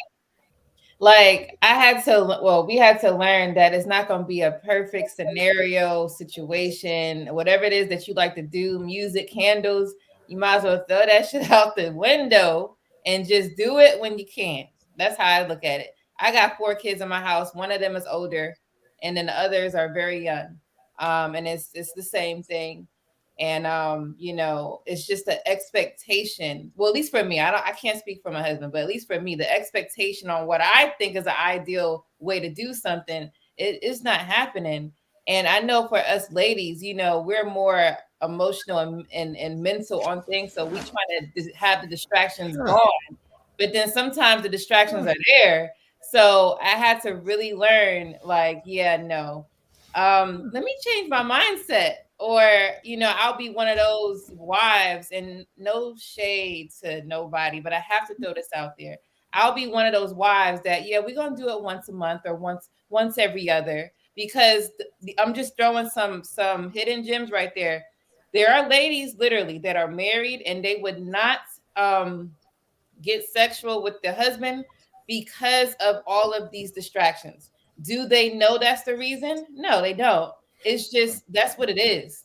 And if you just understand that and you help eliminate the distractions or try to talk to her and help her mindset change into like you men, I don't think y'all even care about that. You kind of shed light to your lady, like, hey, just tell them how you think. You guys are different. So explain how you think and try to implement that into her mind. And then eventually she could be like you. And then that once a month will go to, every week. And then it'll be a regular thing, whatever that is for you guys. So hey, I'm gonna go ahead and say this. Let me get my mic right. Ladies, if you only doing it once a month with your man, I don't give a shit how many kids you got. You fucked up, dog. You fucking up. All right. Hey, look, hang them little kids outside the windows, put them out the house, tie them to a rope out back. I don't care. Make sure he getting at least more than once a month. This is crazy. Yeah. It's crazy. I'm gonna throw them little niggas in the attic. Use it as an opportunity, as me and mine did. I'm about to tell on my way, right? To explore different locations, right? The kids is in a hotel room, go in the bathroom, right? These kids ain't stopping shit. You ain't stopping nothing, right? When it's time, hey, when nature calls, when nature calls, goddamn it, that's what it is. That's how you got here. Don't be mad. So no, I don't necessarily had it at all. Like the only thing it messes up for me is like I like mine to walk around the house and like little things. You know what I'm saying? So that's the only thing it kind of messes up is that, you know what I'm saying? Like, say no disrespect, Prototype, real quick before you finish. Did you hear Dwayne mic off mute? Did you? Man, stop playing. How is off mute then? Hey, I'm so sorry. I'm so sorry, Prototype. You were rudely interrupted. What were you saying? Carry on, Prototype. About this. No, like that. I was just saying, like, it's like we do everything until they like come around the corner. You know what I'm saying? So if we're in my office, it is what it is. It's whatever's happening is happening until you hear them little feet. Like, oh, here's little feet. You know what I'm saying? If we're in the kitchen, whatever's happening is happening until we hear them little feet peek around. You know what I'm saying? There's been plenty of times where they done walked in and caught daddy's bare ass. Like, you know what I'm saying? Like, daddy. Like, you know what I'm saying? So, like, it really don't. I try not to let it, stop what I'm doing, having them around or whatever. But the spontaneity of the situation. Huh? How old are your kids? I'm sorry to interrupt, but how old are your kids? I'm just curious. Well, 5, 8, and 14 now. So it's not. We've been through the baby stage, the 2-year-old stage. You know what I'm saying? Like, I'll be flat out. They want to sneak in the bed. Hey, they gonna feel some emotion in the ocean. And that, you know what I'm saying? You can come sleep in this bed if you want to. It ain't gonna stop no show. You know what I'm saying? So it just is what it is. You know what I'm saying? So yeah, the only thing it really inhibits is like I said, I like little nothings around the crib. Like, don't, you know what I mean? But she can't dress like that. She just got to throw in the rug, which is still cool, but it is. I'm an empty nester too, and when your kids leave, it's like a little party that should go on. We ship ours out every summer. We ship bro. ours to California every summer to their grandparents. So you know what I'm saying. So the summertime is the best time. We get it all in. So get them kids out the house. 18 as soon as I'm just playing. Is that the only people that want to chime in on it? No. See, I'm still coming off the sizzle from last week, right? Where I got my tail fired up for trying to answer my question the way I wanted to answer my question. I cut all them clips for you too, bro. Yeah, I appreciate that. Did you answer the question? Oh yeah, okay, yeah, I caught that. Yeah, I caught that. Don't even worry about it. I said, "Swat, man, let me get that off delete." Anyway, so Lady Di, question for you: How old is your oldest? 12. Okay, all right. How old is your youngest? 1. Okay, all right. So my oldest is 17, and my youngest is 3, and it's 6 and 4 between that. I said to my wife just the other day, I said, you know what? These little kids, they are the biggest cockblockers I know. Okay, and I thought I didn't have friends because I didn't want none of that no more. Right? Don't be over here cockblocking, but that's what they do. That's what they do. So, like, if I have a disagreement with my wife about the kids, because there's 4 of them, right? Any one of them. That it could be. I'm telling you, it was a fantastic day. And towards the end of the day, one of them act up, right? That crock pot that I've been putting on all the seasoning and all the fixing in just knocked over food on the ground, right? And everybody's supposed to be happy? No. It's they mess it up. So all this that I've been preparing all day with the wife, smoozing and all this other stuff, fun stuff out the window, right? So the kids can do that like in an instant. So last week, Lady Di, you were saying like you got to do other things like on the emotional side of things, right? I'm trying to get at like, hey, I got to build that friendship. Like, hey, how can I help you? Like, what do I need to do in order to fix it this way and all that? That's to me, that's where I got where I'm at right now. Y'all empty nesters, you got a 2-year-old. Fine, man, you know, I put some Velcro on him and stick him to the wall, right? But with four, one of them going to help the other one out. They're going to find out how to flip it around, flip the whole situation on me for some reason, because that's how they work. That's what I've been figuring out. So in order, I have to be extremely intentional in order to set it up. And I don't knock it because kids take a lot of energy.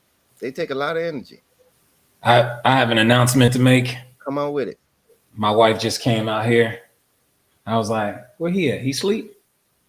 So technically I could be in some yams right now, but Humble Dad, we love yamage. That yamage. He could be in the yamage. We hear Humble Dad. This is so ironic that we having this conversation right now because this is actually the very. Hey, you almost done, bro. See you later. That's funny. I see over here looking at me like. I think it was a yamage. It was the yamage. Ladies, y'all good? Yeah, I mean, I don't have children, and then I'm not married yet, but I did just complete a premarital course at our church. In one of our weeks, we talked about sex, and they recommended scheduling sex, like not that only leaves those days. So you're still open to as many more days as you can make time for it, but they recommended like putting your dates down. So use that as the opportunity for foreplay.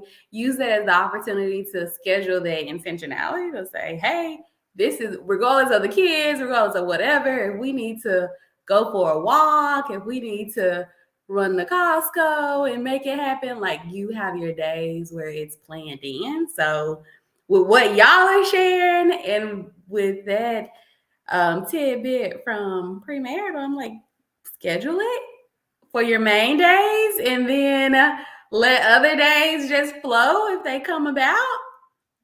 And I see a lot of heads like, no. I'm gonna agree with you, Crystal. I'm gonna agree with you. Hold on, I got you.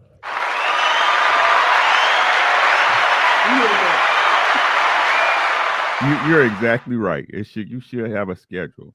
The schedule is Monday, Tuesday, Wednesday, Thursday, Friday, Saturday, Sunday. Right? This is the crazy part, right? When you think about it, ain't the reason you married or you want a significant other is that the initial attraction is sexual? Yeah. Right? So why is it so hard for people to get it in? You supposedly sexually attracted to each other. Y'all just talked about kids and other things with life that just happened. So how you think you had kids? See, I know that's how you have them, but once they're here, did y'all hear Quest? No. Dwayne talking about. But listen, they don't know what they doing. Right. See, but what I'm explaining is that we as people, we always want to make an excuse, right, to keep us away from the things we should be doing for our mates. We always want to make an excuse, right? Again, hey, Quest, get that baby some NyQuil. You know what I'm saying? Now you know damn well. Melatonin. Melatonin. You know what I'm saying? Give us some NyQuil. I'm joking, but you know what I'm saying, right? Like, yeah. It's like and I tell people all that it's not the glue that holds your relationship together, but it's a big part of it. You know what I'm saying? So I think that the reason why people lose sexual attraction to each other because y'all stop having sex. I think ain't that's said why. nothing about us stopping. Right? And No. like hey, look, Kendra trying to kick Kendra and who else on here? Was it Peaches? They trying to kick me off this show. You know what I'm saying? I can go get some of them. You know what I'm saying? He's so stupid. You know what I mean? But yeah, I just think like if you continue to have that connection with each other, I mean, it's hard to get rid of. But like, it's an excuse that we allow life and the kids, and I'm tired to get in the way of that. You know what I'm saying? So if you make it a priority as you do anything, it's just crazy how to me, people in marriages, you can make your work the priority, you can make your kids the priority, right? You can make your hobbies the priority, but always want to put things like sex with the partner that you want it sexually. The reason why we talk to each other is because you saw me and I saw you and I was like, damn, and you was like, damn. You know what I'm saying? And then we want to put that on the back burner. I think it's just about you putting in the effort of what you want. That's all I think about it. And then too, like, sex is random. Sometimes it's when you have an urge, especially guys, they have more of an urge than, let's say, us ladies. I can't say certain words, but you know what I'm saying? So you don't want to just have a day, like if you pick Monday, because what about Tuesday, Wednesday, where you was feeling extra hot that day? You're like, damn, I got to wait till Monday. Like that's too much pressure. You want to, like Ricky said, you want to think about it every day. Like you brush your teeth, you eat dinner. It should be like something that is happening. Because if you think of it like a reality, you think of it like a daily practice, you would know, like, okay, at least after I eat dinner, this is what we're gonna do. It's on your brain. If you keep dismissing it, then it's gonna relate into many problems that you are not, as a married couple, trying to go through. Like when I was saying, people having sexual contact once a month, that's not good. And that's what it's going to happen to, because your schedule is going to be twice a week. That's going to hit once a week, and it's going to keep pushing back because it's always going to be something going on. So you don't want to catch up with your life. You just want to make sure that that's part of, like, you brushing your teeth. So,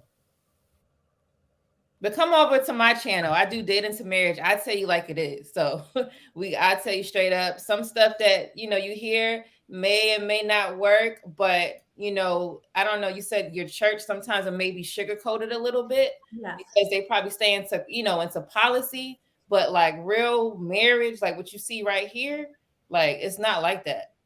Well, Yes. I will echo. They did say your schedule is there to kind of have an intentionality, but if it's open, then still let that flow. It's not this is committed to only this time. And again, if it's Tuesday and now I'm hot, I can't touch you because we're not up until Thursday. They did share that it's that open flow of it. But to piggy what Ricky was saying, it's more so with that opportunity to say this is intentional to us. It's front of mind, top of mind, so we know that we can get it in here. And then whenever we have the time and it pop up, you still take advantage of it. So that's what's up. I think it's a little flow. Yeah, I think once you have it on the calendar, like once you have it penned in, it's harder to cancel. So they talked about that as well. So it's not appointments only. No, it's. And as a matter of fact, the wife and I be like, "Hey, can you pen me in for?" So we'll joke around like that, but it's more of a spontaneous thing. But I don't know. The more the merrier, I guess. But at the end of the day, the way I look at it too, it's like somebody said about the attraction. Like the attraction is there. But I guess sometimes I'm looking for more of that hour. So if I'm having an off day, I'm pretty sure she ain't be like, man, oh, I'm so attracted to you, make me hot and turn me on and all that. I'm pretty sure that don't happen. Like whenever I irk her nerves and whenever I'm not acting right. And the same thing the other way. So I think we also then have to mentally be in the mood, and we have to be able to turn each other on in the way that we're looking for. Like guys, hey, again, show up naked. But for the women, sometimes there's a whole list you got to go through. I don't know. I don't agree with you. Did you want? This is wet. Irk your your nerves, or not, like, you know what I'm saying, it should never be a closed shop to you, dog. Like, so the shop should never be closed. It should never be closed to you. No, and so from in the Bible, it does say don't withhold sex from your partner unless it's for like fasting, and if it's planned, but you shouldn't withhold. But then again, sometimes relationships can be considered like a transactional relationship, and It should still go down if she's mad at. If she's mad at you, like fiery mad, she should still give it to you. That's interesting. Ladies, what do y'all think about that? You wildin'. So I'm serious. Ladies, I need to hear from the ladies on this one. I think I don't think, first of all, I'm not gonna be fiery mad at my husband, period, because we're not moving like that. Because now, why am I so mad at you? For me to be that mad at you, it has to be something that's gonna mess up this marriage. Like I said earlier, it's only one or two things. If you ain't doing that, I'm not gonna be mad at you like that. We're going to move on, and then we're going to do what we do. So I wouldn't suggest that being a healthy practice. So I'll just say that. For me, the sex brings us back together. So whatever situation that I was mad at or upset in, I need to feel all that to get me back in my place. And that's an opportunity in the marriage and the relationship to come together as one. That's good. Any others? Good job. That was good. Shay, she being silent. That's cool. I'm gonna read these super chats real quick. Hey, the accountability partner over here. Shay, you got kids? I'm just curious. I do. No, we're not gonna let Shay say nothing. But I don't have anything to add. I know my place. Like, I know when to speak and when I have something to add. Yeah, I just be messing with Shay. Me and Shay go back when she was like, what, sophomore in high school with my family. Like, she a friend of the family. Freshman in high school, yeah. Yeah. So I give her problems all the time. I have nothing to add. I haven't been in that situation, so I was taking it in for when I am in that situation. So I'm writing notes over here. How old are your kids, Shay? He's 11. Oh, okay. A boy, yeah. Yep. He's 11. So, and then he'll be transitioning to his dad full time. Oh, there she go, excited about it. Go on, plug it. Good job.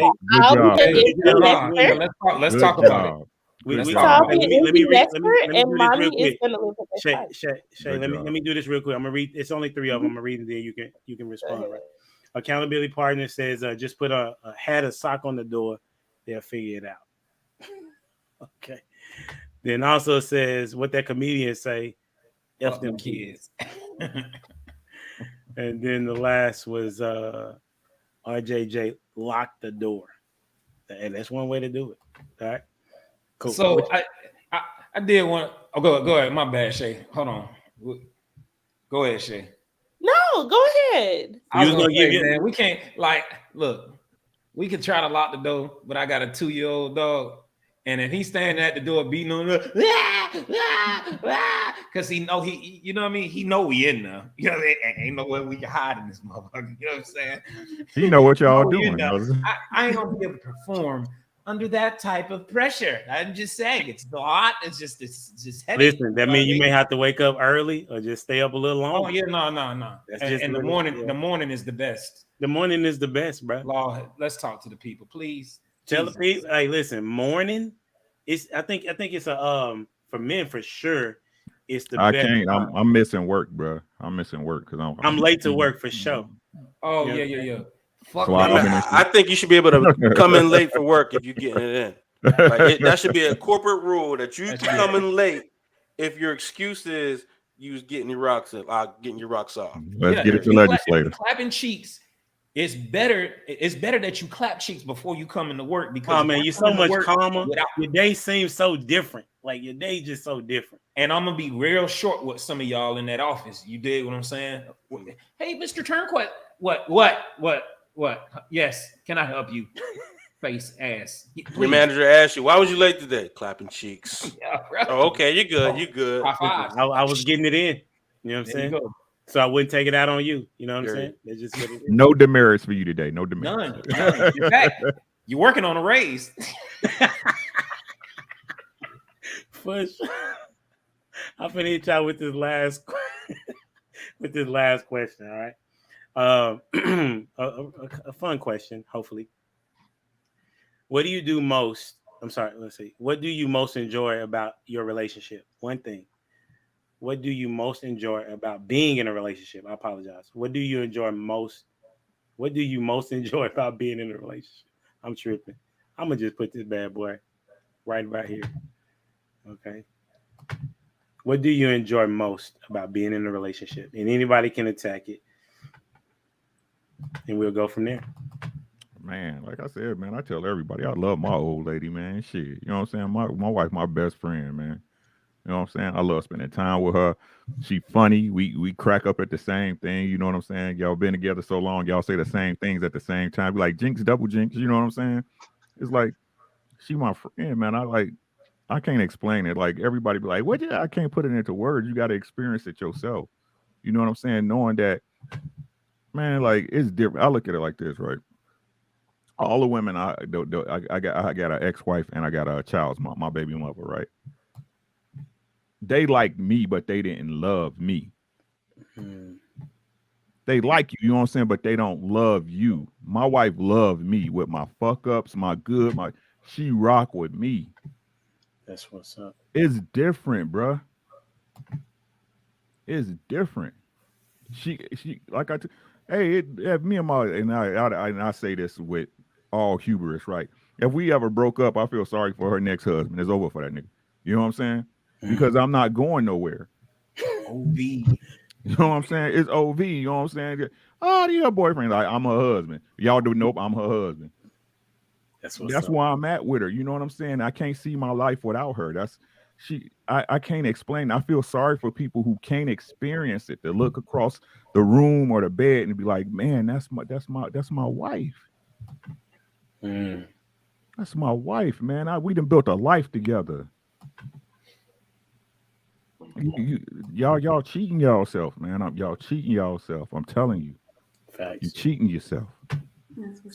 So I'm gonna say, watching how we have evolved, right? Like, I think that's one of the most enjoyable things about being married to my wife is just watching us evolve throughout since the beginning till now. You know what I mean? Like, so much has changed with us on things we like as individuals, things as we like, and then together as a unit, things that we come together on versus things that we necessarily didn't back in the past. You know, that evolution is incredible. I love what the fuck we've evolved into right now. It's just kind of speaking like to what Prototype and Rick were talking about, like she's becoming more and more my wife.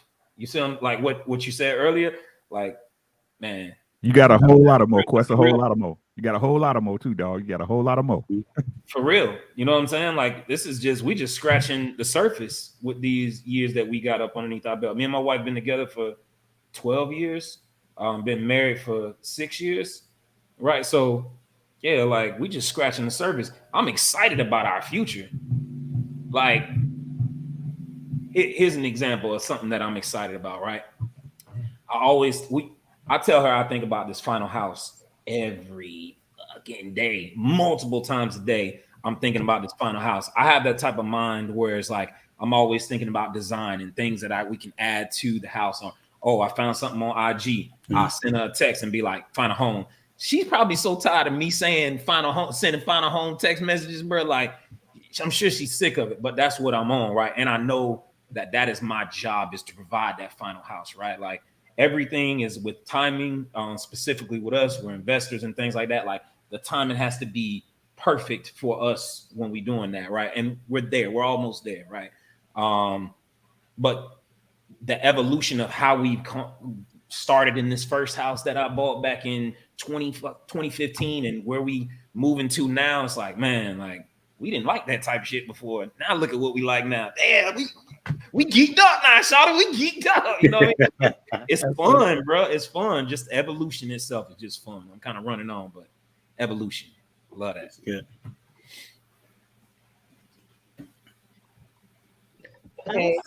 So I mean, I'll jump at it. So what I enjoy most is probably just the constant feminine energy.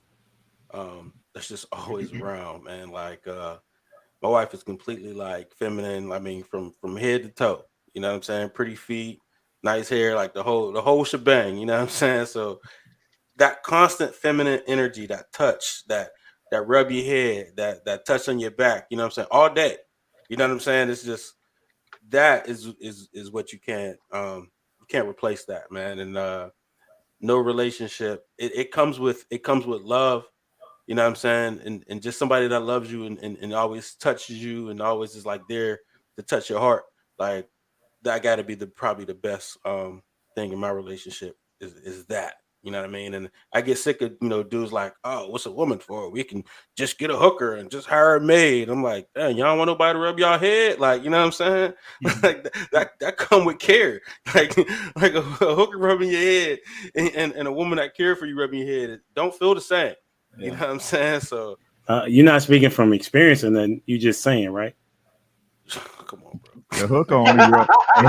The hook only rub the other head, bro. Did I set myself up for that? Humble Dad, what you doing, bro? Yeah, did I set myself up for that one?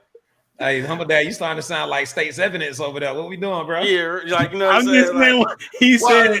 Look, man, I've heard. it That's not from experience. I've heard plenty stories, man. Like as soon as you got to pay that money, you're deflated. You know what I'm saying? It don't feel the same. So, like I said, I'm just messing with. I'm gonna start calling him District Attorney Humble Dad. Goddamn. But there's just nothing like somebody that's like truly cares for you and their touch always on you. You know what I'm saying? It's different. So that's the best thing I enjoy about mine. So Dwayne, I'm gonna call Dwayne. Dwayne. Appreciate your question. No, I go with what you were saying. Like the for me it's the evolution, because if we in it forever, like watching how we're not the same. Like it's just amazing. Like as a matter of fact, my wife, we were having a conversation the other day, and she was like, we're not the same parents that we were, 5 years ago, and like I'm happy about that. Like, I don't find any fault in that. If anything, I'm like, dang, I wish I would have learned what I learned now sooner whenever it comes to parenting. But then, like being able to have those milestones and not only that, like from we have fallout sometimes.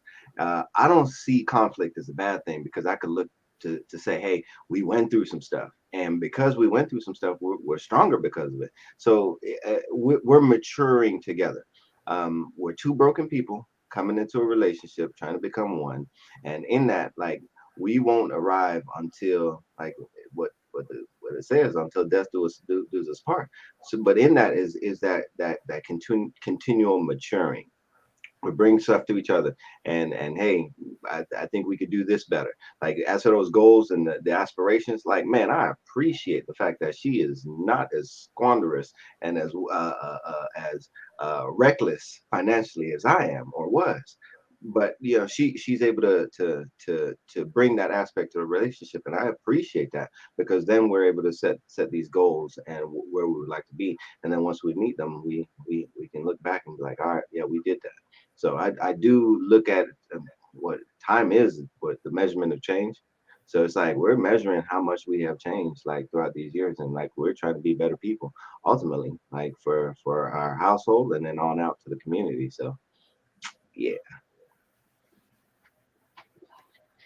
Lady Di? There's actually a lot, but I'm just gonna just say one, and it's the level of commitment me and my husband have equally, because relationships, as we already know, comes and goes, but to know that someone that I'm with is not trying to leave if things get hard is like the most important, and it makes it enjoyable because it makes me trust him more, and then vice versa, so we can actually have a genuine relationship.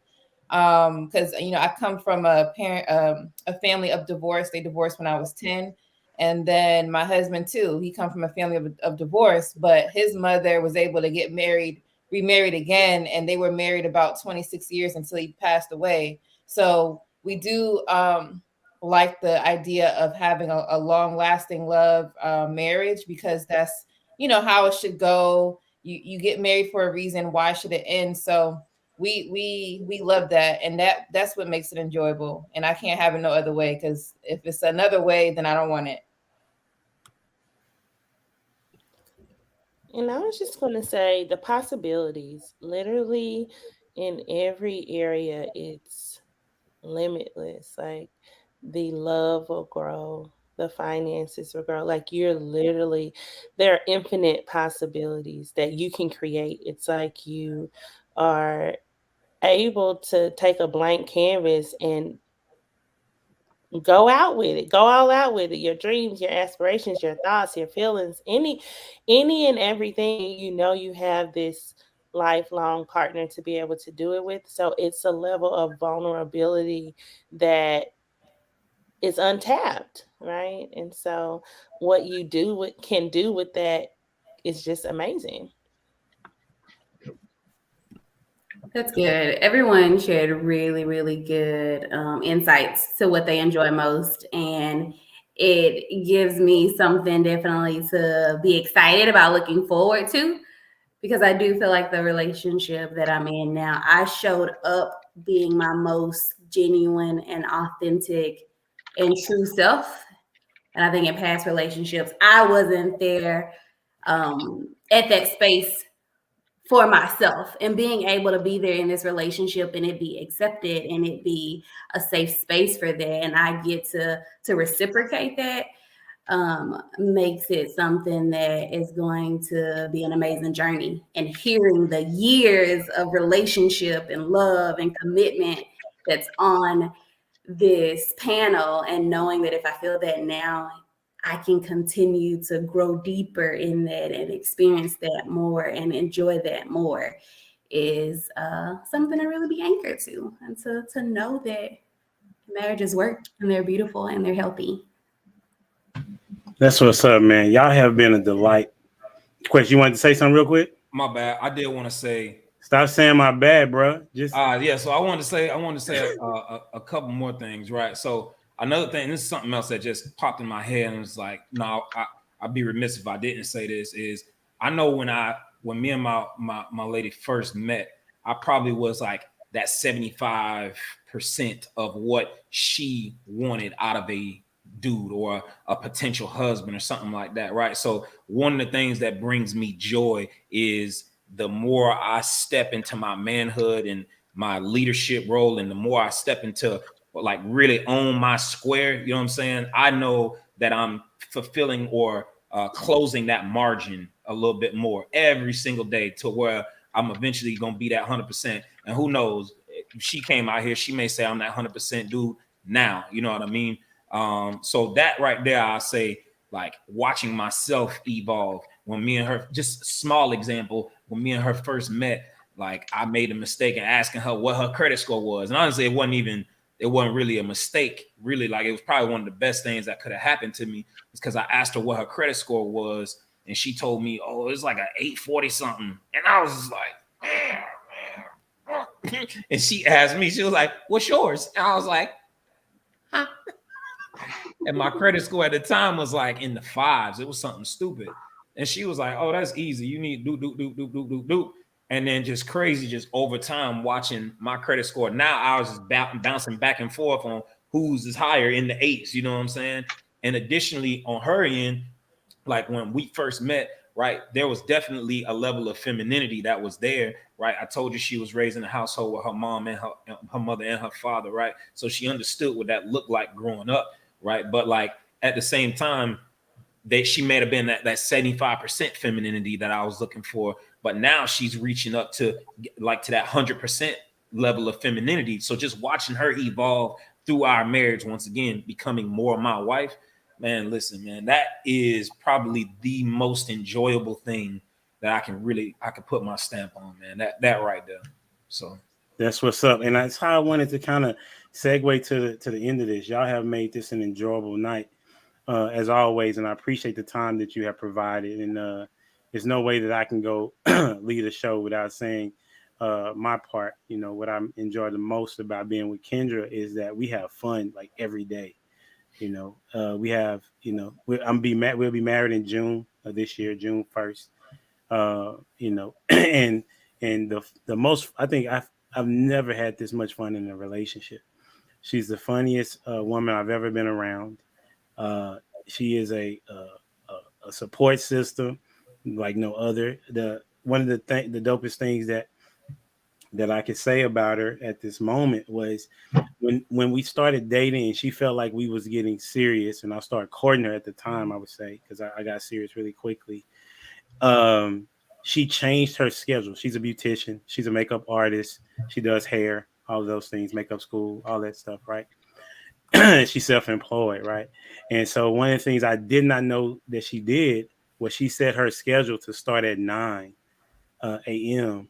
because she didn't know when I would need her with my kid, right? And I was like, one day I had asked her, I said, I really need you to go get such and such or take her to school because I'm not gonna be able to do it. And she was like, oh, that ain't no problem because I set my schedule to start at 9 when we got serious with each other. And so something like that is phenomenal to see and hear, that a woman would take so much care of me in that regard, right? And even as you see her in the chat, you know what I'm saying? She in the chat shouting out people and messing with people even on the panel, right? So that's the type of lady that I have, and we have so much fun together, and that's my 2 cents about it. So I won't hold you longer. I really appreciate y'all. Hopefully y'all enjoyed yourself on the show. You know what I'm saying? And don't forget to support the people that's on the panel. You got Prototype. He does Tuesday nights, 9 Eastern. Is that right? Okay. On Prototype Dad. Then you got Quest. Him and his son is always taking some type of picture on Instagram. You know what I'm saying? And then you got Crystal. Do you have somewhere people can shout out? That's up to you. Yeah, you can follow me or stay connected on Instagram. I'm Chris, Krys, the Unicorn. Okay, Chris the Unicorn. That's what's up. There you go. And then you got Lady Di. Lady Di, you kind of talk about, I know you said earlier what you do, but if you could tell us, where can they find you? So you can find me right here. It says at LadyDyDtM. DTM stands for Dating to Marriage. You could type that into YouTube, TikTok, Instagram, or you could type Dating to Marriage and you will find us. We go live every Saturday at 9 p.m. Eastern. So we discuss various topics, pertaining to dating to marriage. We do have guests come on as well to talk about some positive insight on whatever topic that we choose. We also do help couples live for free on my channel. So if you ever know anyone that may have a question on how to get started into that dating process and how to transition, just let me know. Go to my DMs on my IG and just hit me up. But yeah, so thanks for having me, Humble Dad. Absolutely. And then my homie Ricky Williams boxing. Yes, sir. Man, listen, bro. What's happening? What's happening, bro? You the go to me. Oh, thank you, man. I appreciate 100%. It, man. I love y'all, man. Y'all know what it is, man. Y'all can catch me here on YouTube, man. Just do a search for Ricky Williams, #TWT or RDubs, ARDUBBZ. Pull it right up on my channel, man. I'm one of the hardest men on YouTube and don't get no credit. You know what I'm saying? Every day at work, I got a series that I do called Truck Chronicles, man. I'll be driving, getting to the bag, getting to the money. We just cover everything, man. And I'm gonna let y'all know, if y'all come over to me, everybody gets shot. You know what I'm saying? Men and women, we both need to get our crap together. You know what I'm saying? Over there on Instagram at RDubs, on Twitch at RDubs every Friday night for us, for the OGs, because I'm an OG now. You know what I'm saying? We got a show called Album Ratings, where every week I give y'all a poll of what album y'all want to listen to.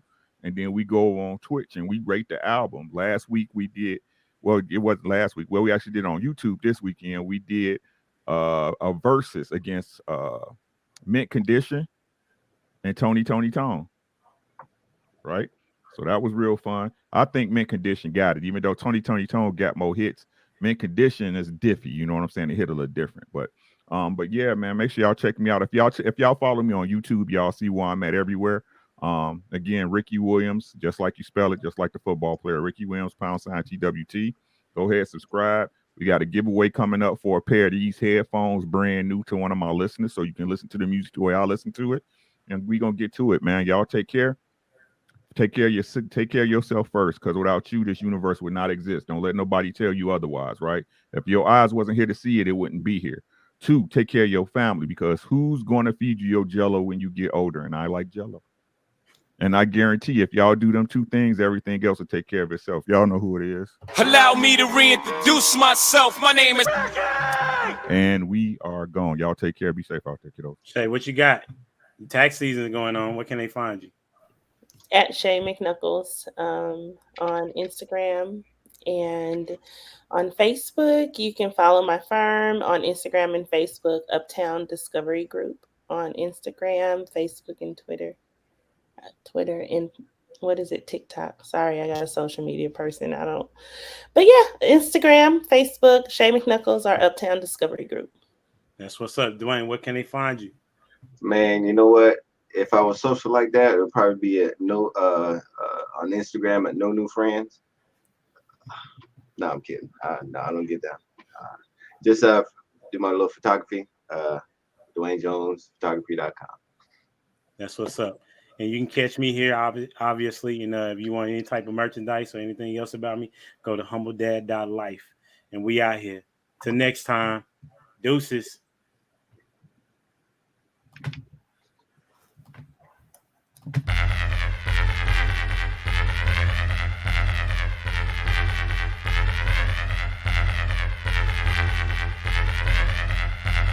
The boy is dangerous.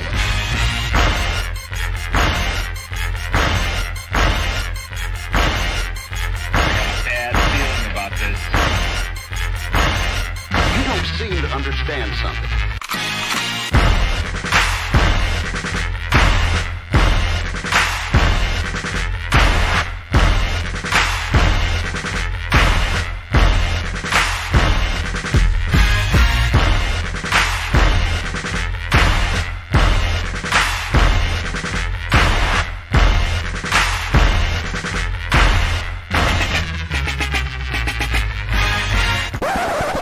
The thing that I like most about being a dad is that I see that I'm about to impact the world.